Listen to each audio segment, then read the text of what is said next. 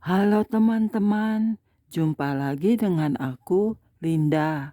Kita lanjut ke bab terakhir ya, bab 25B.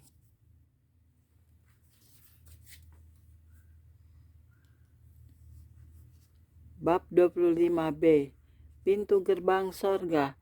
Pada saat lain ketika aku sedang berdoa, kulihat penglihatan sorgawi ini. Aku berada dalam roh dan seorang malaikat datang kepadaku dan membawaku ke sorga. Terlihat lagi pemandangan yang indah sekali dari gelombang-gelombang cahaya dan keagungan yang mempesonakan seperti yang kulihat di belakang gunung emas. Benar-benar suatu hal yang mempesonakan ketika dapat melihat peragaan kekuasaan Allah. Ketika aku dan malaikat itu mendekati dua pintu gerbang raksasa di tembok yang besar sekali, kami melihat dua orang malaikat yang luar biasa besarnya dan membawa pedang. Tinggi mereka kira-kira 50 kaki dan rambut mereka ikal keemasan.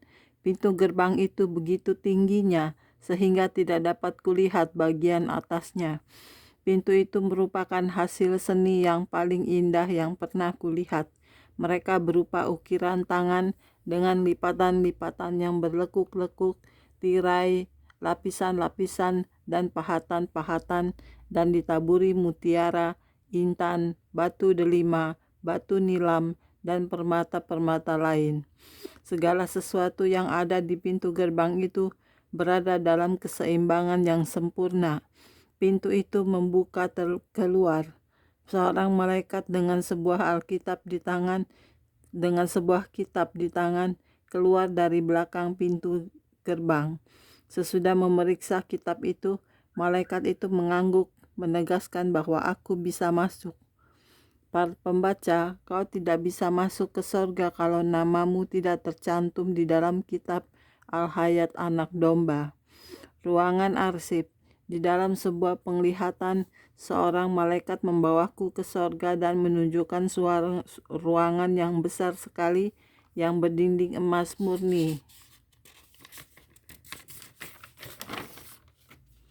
Di sana-sini terukir huruf abjad di dindingnya.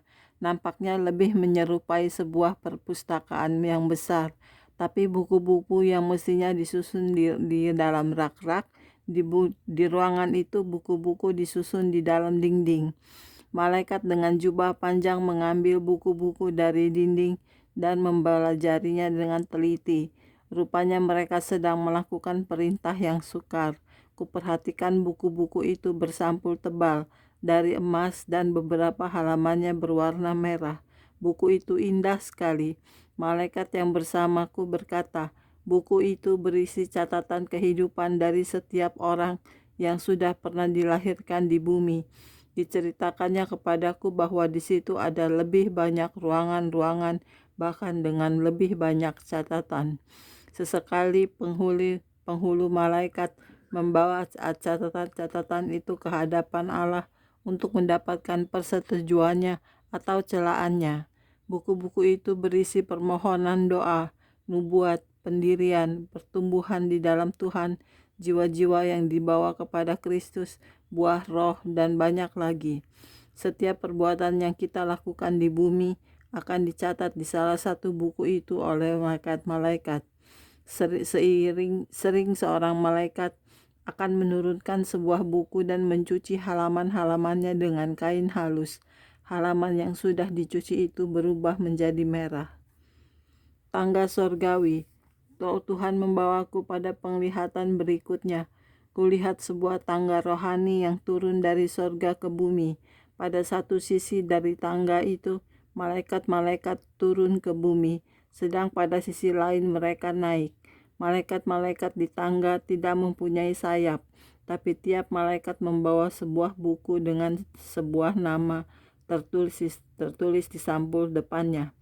Rupanya beberapa malaikat sedang memberikan petunjuk-petunjuk dan menjawab pertanyaan-pertanyaan yang diajukan kepada mereka oleh malaikat-malaikat lain.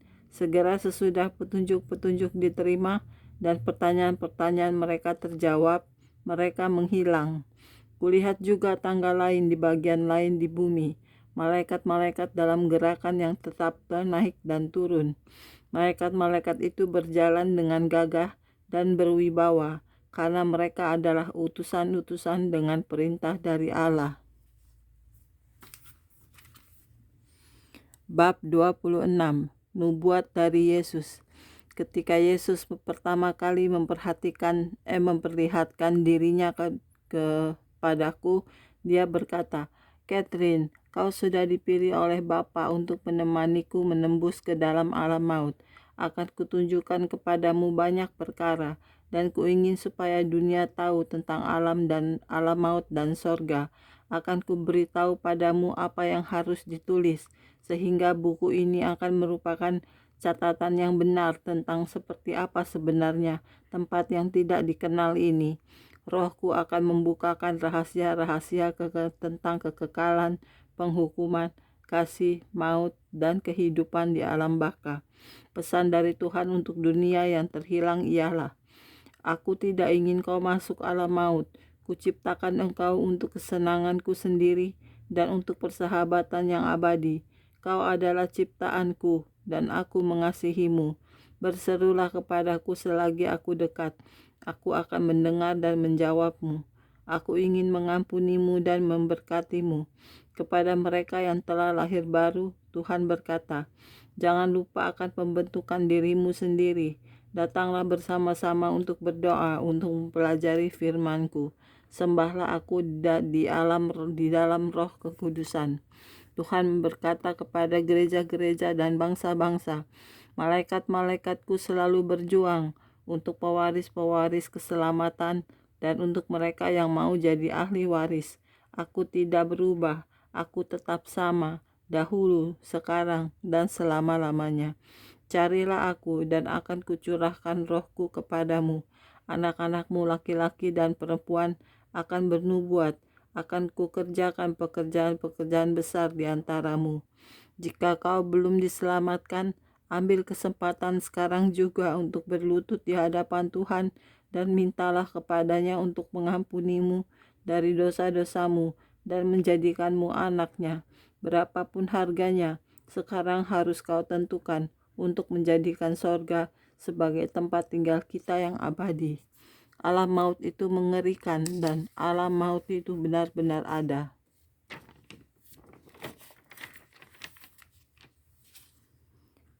Kata penutup, aku ingin meyakinkanmu lagi bahwa yang kau baca dalam buku ini memang benar. Alam maut itu satu tempat penyiksaan dengan dibakar. Tapi aku pun ingin memberitahumu bahwa sorga itu nyata, sama nyatanya, dan dapat ditinggali selamanya. Sebagai ciptaan Allah, telah kuserahkan diriku pada bimbingan Tuhan Yesus Kristus dan dengan setia telah mencatat perkara-perkara yang telah ditunjukkan dan diceritakannya kepadaku. Untuk mendapatkan hasil yang terbaik, harus kau baca buku ini bersama-sama dengan Alkitabmu dan cocokkan apa yang tertulis di sini dengan kitab Injil. Semoga Allah menggunakan buku ini untuk kemuliaan-Nya.